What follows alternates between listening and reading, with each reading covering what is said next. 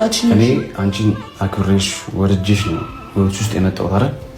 እንደዚህ አይነት ግን ኃጢአት የምትሰሪ ከሆነ እንደዚህ አይነት በደል የምታደርጊ ከሆነ የምር አርግዘሽ ከሆነ እግዚአብሔር መቼም ቢሆን አይንሽን አታይም። እኔና አንቺ ማለት ምንም ተፈጥሮ አያውቅም። ይሄ ልቦናሽ ያውቀዋል። ይሄ ድራማሽን ምናምን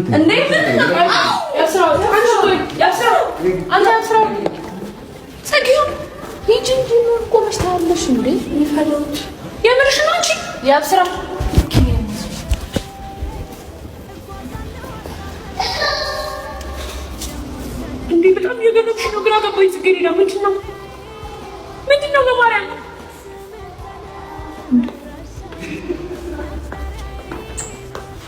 ምንድን ነው ጽጌ?